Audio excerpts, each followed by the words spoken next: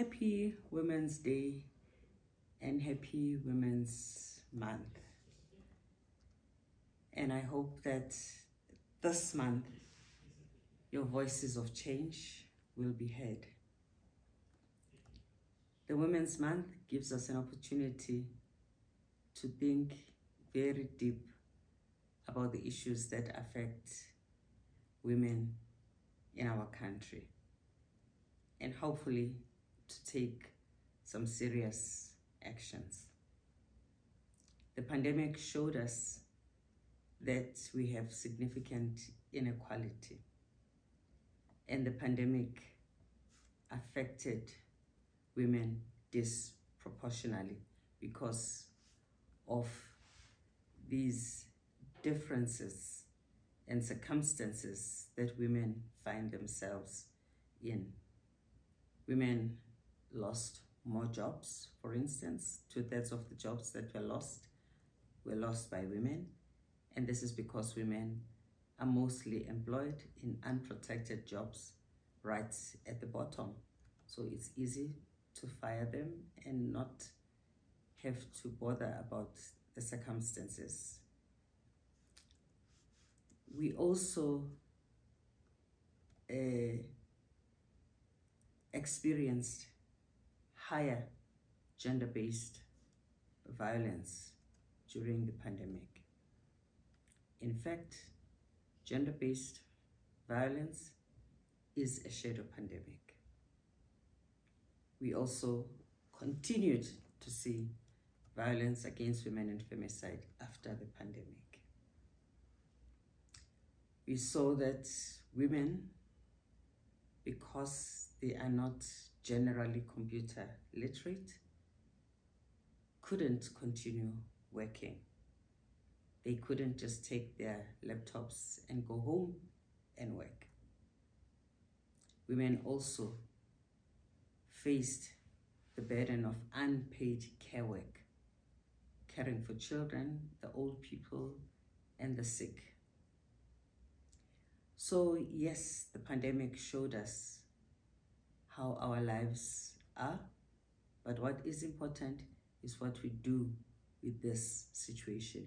How do we fix our personal lives, and how do we fix our professional lives? There's an illusion of higher representation of women. Certainly, things have improved, but it's not enough, and it's too slow. And those who are caught up have a hard life. So the few, and I think in our country, some of them are amongst you in this room, the few who have succeeded have an obligation to lift as they climb.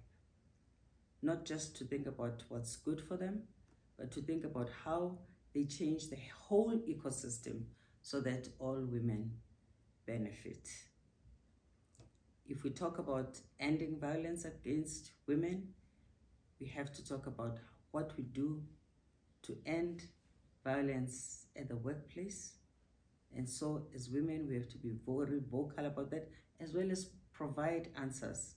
But also, how can we, as employers, be in solidarity with those who experience gender-based violence at home? Gender-based violence harm and hurts women.